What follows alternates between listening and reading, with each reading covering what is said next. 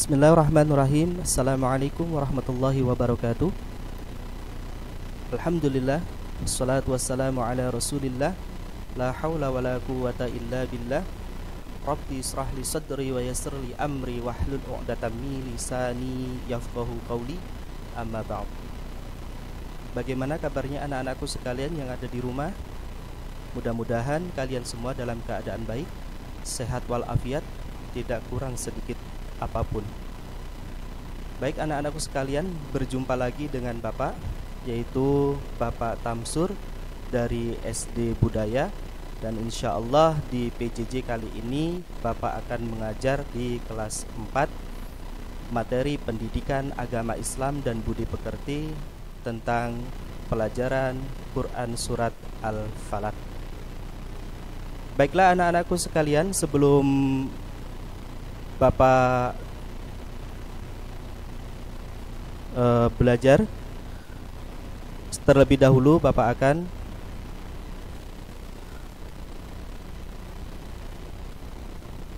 tentang protokol kesehatan ya, terlebih dahulu. Baik, yang pertama di protokol kesehatan itu jangan lupa anak-anakku sekalian, yaitu mencuci tangan, karena di tangan kita itu banyak kuman. Dengan mencuci tangan dengan benar, dengan sabun yang baik, insya Allah kita akan terhindar dari kuman yang ada. Kemudian selanjutnya adalah mengenakan masker. Itu. Jadi untuk saat sekarang ini anak-anakku sekalian, melalui protokol kesehatan dianjurkan atau bahkan wajib untuk menggunakan masker ya nak. Itu. Kemudian selanjutnya adalah menjaga jarak. Itu, menjaga jarak. Jangan sampai kita berkerumun atau menjaga jarak itu jangan sampai berdekatan gitu. Kenapa? Karena di antara kita tidak pernah tahu barang siapa yang sudah terpapar dan belum terpapar. Jangan sampai nanti ketika kita tidak menjaga jarak malah kita rugi sendiri. Selanjutnya anak-anakku sekalian, yaitu tidak berkumpul. Itu tidak berkumpul, itu berdekat-dekatan, berkumpul, berkerumun itu kalau kita harapkan masih mending kita jauhi dari proses berkumpul dengan teman, dengan kawan, masih mending kita lebih aman untuk di rumah gitu. Kemudian yaitu kurangi mobilitas. Kalau bisa bepergiannya ya jangan sampai terlalu jauh ya, di sekitar rumah saja. Insya Allah kalau kita sudah mematuhi protokol kesehatan, insya Allah kita akan terhindar dari hal-hal yang kita kurang inginkan. Baiklah anak-anakku sekalian, apa sih yang kita harus lengkapi ketika kita mau belajar? Ini yang harus kita lengkapi dalam perlengkapan belajar itu adalah buku yang terutama ya, buku penunjang atau buku pendukung dari pelajaran pendidikan agama Islam dan budi pekerti. Kemudian selanjutnya, karena kita akan belajar surat, maka minimal di rumah kita sudah sediakan juz amma ya anak-anakku. Atau Al-Quran boleh tidak Pak? Boleh, silakan saja. Yang penting harus ada sebagai penunjang dalam perlengkapan belajar. Yang satunya, kok sudah ada buku, sudah ada juz amma. Nah, perlengkapan selanjutnya pasti harus ada buku ya nak. Kalau ada bukunya saja percuma dong kalau tidak ada pensilnya. Betul sekali nak. Harus ada pensil, harus ada penghapus, dan pokoknya semua yang menunjang dalam kegiatan belajar itu kita harus lengkapi. Baiklah anak-anakku sekalian, sebelum kita belajar, yuk mari kita bareng-bareng berdoa terlebih dahulu supaya ilmu kita bermanfaat dan mudah-mudahan kita mendapatkan apa yang kita inginkan dan mudah-mudahan dapat ridhonya Allah Subhanahu wa ta'ala. Yuk nak, bareng-bareng kita berdoa terlebih dahulu sebelum kita belajar. Ikutin Bapak ya. A'udzu billahi minasy syaithanir rajim. Bismillahirrahmanirrahim. Raditu billahi rabba wa bil islami dina wa bi muhammadin nabiyya wa rasula. Rabbi zidni ilma warzuqni fahma Amin ya rabbal alamin. Itulah doa sebelum kita belajar. Tadi sekali lagi mudah-mudahan dengan doa kita mendapatkan apa yang kita inginkan, ridhonya Allah dan ilmu yang bermanfaat. Baiklah anak-anakku sekalian, kalau kita mau belajar tentunya kita harus tahu tujuan dari pembelajaran kita. Apa sih tujuan dari pembelajaran pada saat sekarang ini? Nanti anak-anak sekalian, ketika anak-anak sudah selesai belajar, maka diharapkan anak bisa melafalkan Quran surat Al-Falaq dengan tartil baik dan benar. Kemudian yang kedua adalah menjelaskan makna kandungan Quran surat Al-Falaq. Bisa dimengerti ya nak ya. Jadi tujuan pembelajaran itu penting. Anak-anak nanti kalau misalkan belajar tidak ada tujuannya, ya tidak dapat apa-apa dong. Nah sekarang tujuannya sudah jelas, maka anak-anak harus perhatikan dengan baik dan seksama supaya tujuannya tercapai. Itu. Baiklah anak-anakku sekalian, sebelum kita masuk ke dalam pembelajaran, Bapak punya tepuk terlebih dahulu nih. Itu supaya kita refreshing dulu ya, gitu ya, di-refresh dulu gitu. Baik, kalau yang bisa ikutan Bapak, kalau yang belum bisa nanti dengarkan terlebih dahulu. Baik. Tepuk surat Al-Falaq, prok prok prok nama surat, prok prok prok Al-Falaq, prok prok prok artinya prok prok prok waktu subuh, prok prok prok jumlahnya prok prok prok 5 ayat. Prok prok prok diturunkan, prok prok prok di Mekah. Itu tepuk surat Al-Falaq karena kita lagi mau belajar surat Al-Falaq. Mudah-mudahan bisa semua ya dilakukan. Barangkali nanti dilakukan sama ibu, sama bapak, atau sama teman nanti di rumah, dengan adik juga boleh gitu ya, anak-anakku sekalian. Baik, anak-anakku sekalian, kita akan langsung masuk ke keutamaan membaca Al-Quran. Itu sebelum kita membaca surat Al-Falaq, apa sih keutamaan daripada membaca Al-Quran itu? Inilah kemudian yang harus anak-anakku sekalian perhatikan. Yang pertama adalah mendapatkan pahala berlipat. Jadi jangan sampai kemudian kita males-malesan. Itu males-malesan dalam membaca Al-Quran. Kenapa? Karena kalau kita malas-malasan dalam baca Al-Quran, tidak mendapatkan pahala dari Allah Subhanahu wa Ta'ala. Nah, dengan kita membaca Al-Quran, maka kita akan mendapatkan pahala yang berlipat dari Allah Subhanahu wa Ta'ala. Karena Al-Quran ketika diberikan pahala oleh Allah Subhanahu wa Ta'ala, bukan hanya saja per kata, itu, tetapi per huruf itu akan dihitung pahalanya oleh Allah Subhanahu wa Ta'ala. Kemudian yang kedua adalah diangkat derajatnya oleh Allah Subhanahu wa Ta'ala. Kenapa orang membaca Al-Quran diangkat derajatnya? Karena orang yang membaca Al-Quran itu mengerti atau tahu bahwa Al-Quran itu adalah hudalil muttaqin, yaitu petunjuk bagi orang-orang yang bertakwa. Makanya pantas saja ketika orang yang mengerti, derajatnya akan diangkat oleh Allah Subhanahu wa Ta'ala. Kemudian yang ketiga adalah mendapatkan ketenangan hati. Orang yang merasa galau, hatinya tidak tentram, sedang kebingungan, kemudian ambillah air wudhu, kemudian coba bacalah Al-Quran. Fa insyaallah akan mendapatkan ketenangan hati. Dan kalau sudah mendapatkan ketenangan hati itu, segala sesuatu yang kita bebankan itu akan mudah kita dapat. Dan tentang apa saja itu? Itu ya. Kemudian anak yang sekalian, yaitu keutamaan baca Al-Quran yang selanjutnya adalah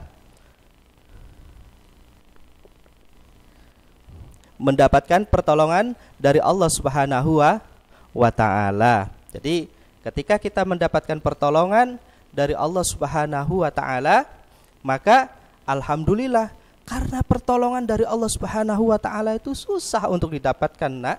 Itu jangankan untuk kita saat sekarang ini, orang-orang dulu saja kalau meminta pertolongan dari Allah Subhanahu wa Ta'ala itu begitu luar biasa. Itu sampai dengan mereka menggunakan hal-hal yang dikehendaki oleh Allah, dengan cara satunya berpuasa misalkan.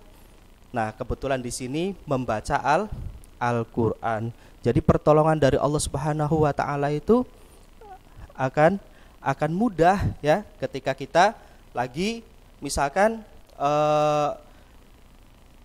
bingung, gelisah, hati kita bimbang, gulana, ya maka kita sekali lagi dengan membaca Al-Qur'an kita akan mendapatkan petunjuk dan pertolongan dari Allah Subhanahu wa taala. Dan mudah-mudahan anak-anak di rumah senang gitu terhadap Al-Qur'an. Jangan jadikan rumah kita tempat atau kuburan. Kenapa? Karena di dalamnya tidak ada orang yang ngaji, tidak ada orang yang sholat. Nah, bagaimana nanti kelak dengan keturunan-keturunan kita? Ya, gitu. Jadi jadikan rumah kita adalah rumah yang Qur'ani. Jangan sampai jadikan rumah kita yang terdengarnya banyak sekali, misalkan mohon maaf gitu ya, musik-musik atau apa. Jadi gunakan yang islami saja, yaitu perbanyak membaca Al-Qur'an di rumah gitu ya. Baik anak-anakku sekalian, yang selanjutnya adalah kita itu akan meneliti dulu. Apa sih Pak yang akan kita teliti? Yang akan kita teliti itu adalah tentang surat Al-Falaq, atau lebih tepatnya adalah identitas dari Al-Qur'an surat Al-Falaq itu sendiri ya nak. Diingat-ingat ini karena kita sudah masuk materi yang pokok atau yang penting ya gitu. Yang pertama adalah surat Al-Falaq itu berada pada juz ke-30. Nah itu. Jadi seluruh juz yang ada di dalam Al-Qur'an itu seluruhnya berjumlah 30. Dan kebetulan surat Al-Falaq itu berada pada juz ke-30. Berarti juz yang terakhir ya. Betul sekali. Ya. Jadi berada pada juz yang ke-30.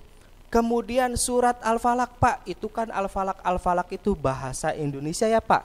Bahasa Indonesia, mohon maaf, bahasa Arab ya Pak. Iya betul sekali nak, gitu kan. Nah, kalau bahasa Indonesianya apa itu Pak? Nah, itu kan. Oh iya, bahasa Indonesianya atau artinya waktu subuh. Nah, itu artinya waktu subuh, dan disebut juga dengan al-mu'awizatain ya. Nah, itu karena di sini mengandung pertolongan. Kemudian yang selanjutnya adalah jumlah ayatnya ada berapa sih Pak? Nah, itu kan jumlah ayat dari surat Al-Falaq itu ada 5 ayat. Kemudian surat Al-Falaq itu turun di kota Mekah. Kemudian selanjutnya adalah surat Al-Falaq itu adalah surat ke-113 dalam Al-Qur'anul Karim. Jadi diingat lagi ya nak ya.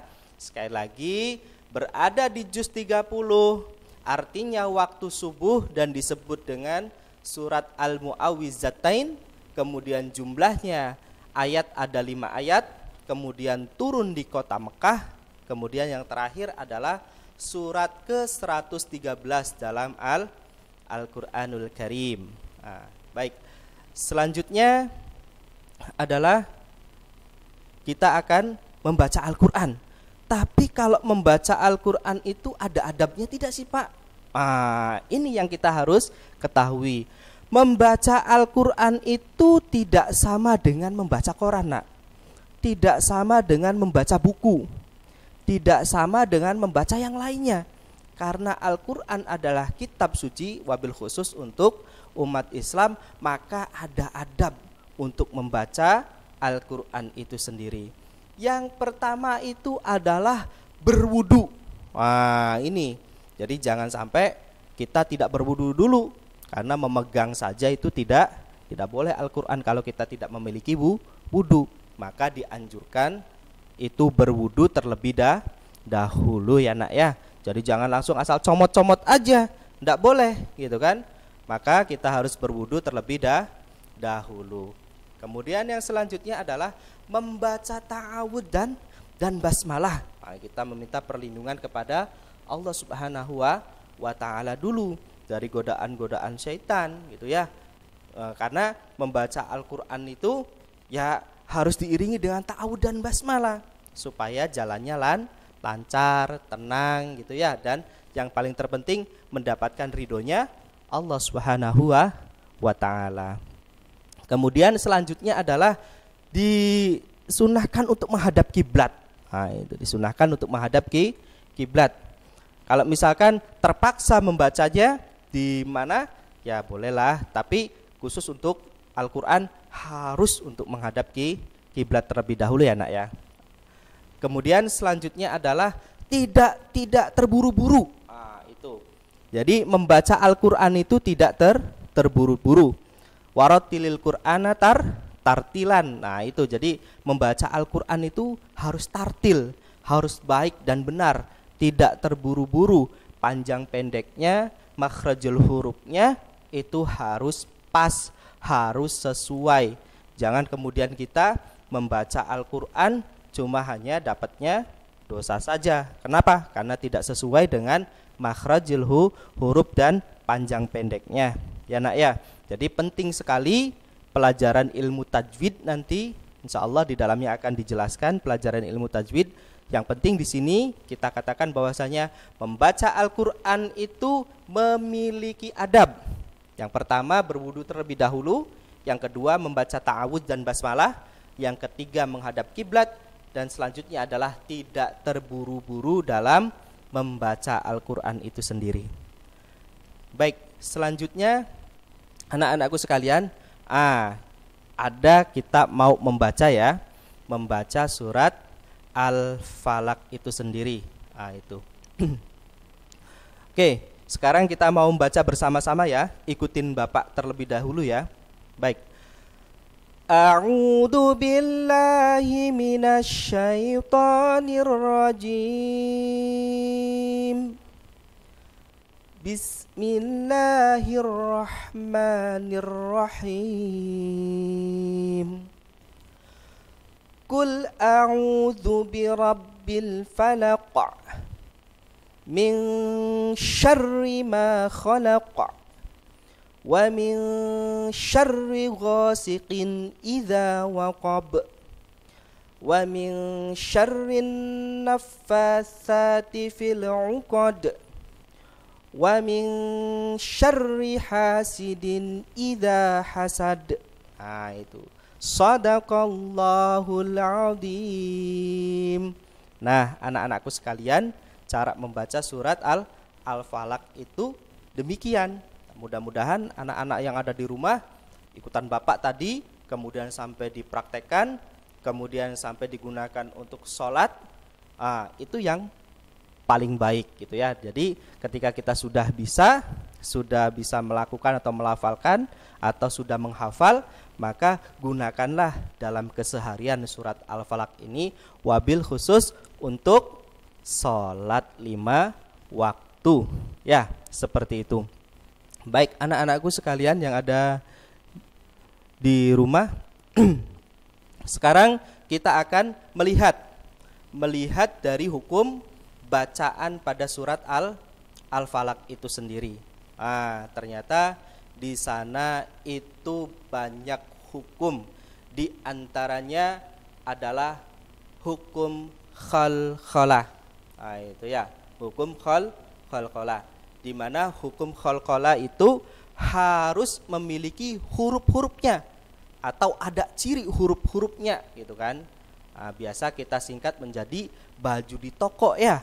Tapi kalau misalkan menginginkan huruf-hurufnya, ada ba, ada jim, ada dal, ada to, dan ada qaf ya.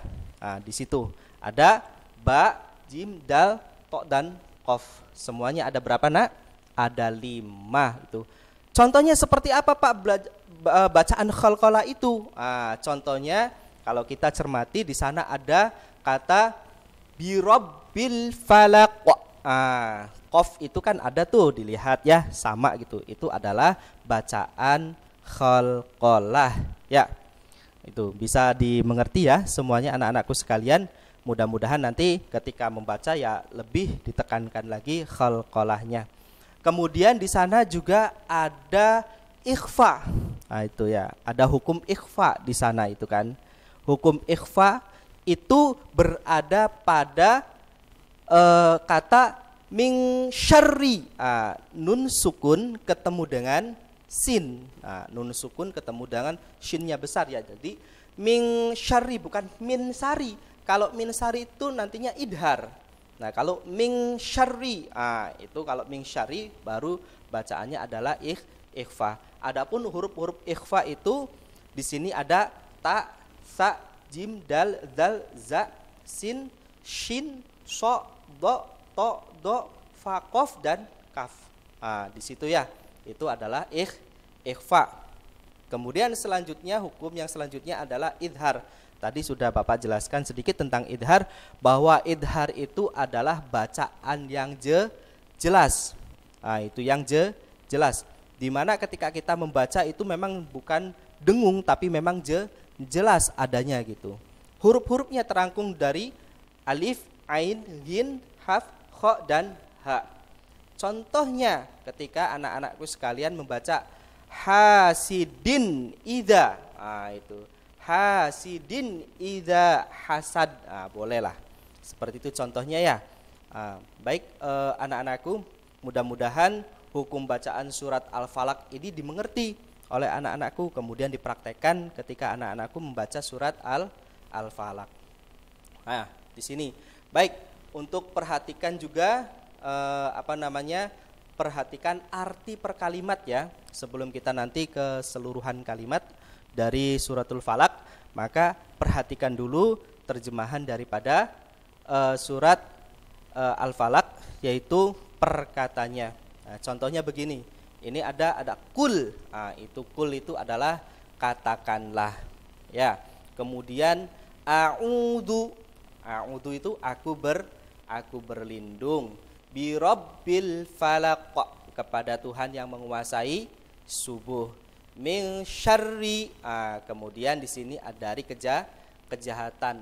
Kemudian wa di sini itu maknanya adalah dan, itu ma khalaq, makhluk yang Allah Subhanahu wa taala ciptakan. Kemudian ghasiqin, di sini malam artinya ya. Kemudian idza waqab, apabila telah gelap gulita gitu ya. An-nafasati, ini an-nafasati itu penyihir yang meniup, fil uqad, pada buhul-buhul. Kemudian ada hasidin, orang yang dengki. Ini orang yang dengki ya. Itu hasidin itu orang yang dengki.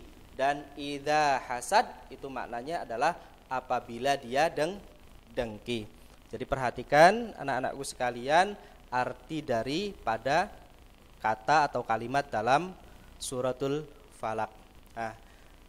Untuk keseluruhan dari Al-Quran, yaitu terjemah daripada surat Al-Falaq itu kita akan bacakan ya, sekaligus kita akan artikan bersama gitu ya nak ya. Baik, sekarang Bapak akan bacakan, kemudian Bapak akan artikan juga. A'udzu billahi minasyaitonir rajim. Bismillahirrahmanirrahim. Qul a'udzu birabbil falaq. Katakanlah aku berlindung kepada Tuhan yang menguasai subuh. Min syarri ma khalaq, dari kejahatan makhluk yang Dia ciptakan. Wa min syarri ghasiqin idza waqab, dan dari kejahatan malam apabila telah gelap gulita. Wa min syarrin naffasati fil uqad, dan dari kejahatan wanita-wanita tukang sihir yang menghembus pada buhul-buhul. Wa min syarri hasidin idza hasad, dan dari kejahatan pendengki bila ia dengki. Mudah-mudahan anak-anak sekalian setelah Bapak bacakan artinya sudah paham, mudah-mudahan dihafal, dimengerti ya.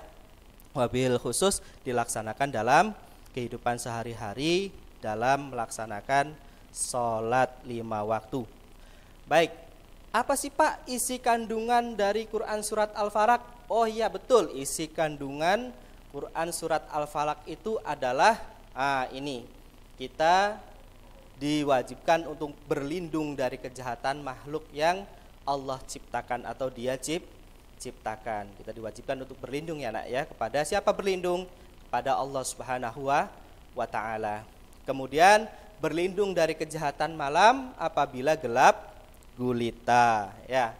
Itu. Kemudian selanjutnya adalah berlindung dari kejahatan para penyihir. Kemudian selanjutnya adalah berlindung dari kejahatan orang-orang yang dengki.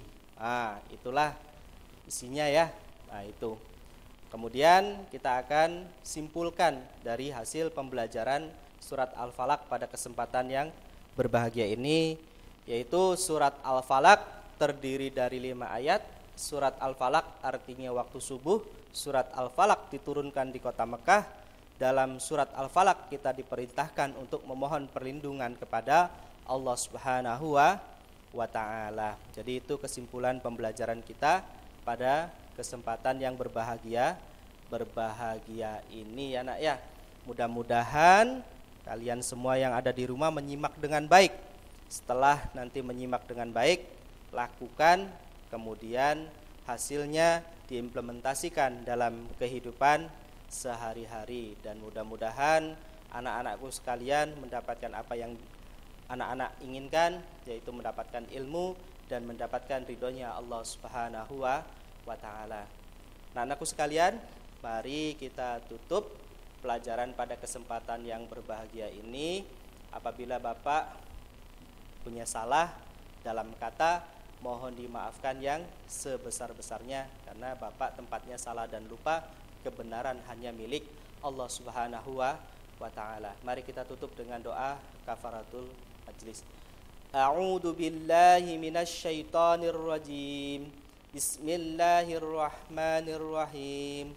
Subhanaka Allahumma wa bihamdika asyhadu an la ilaha illa anta astaghfiruka wa atubu ilaih. Mungkin demikian yang bisa Bapak sampaikan pada kesempatan yang berbahagia ini.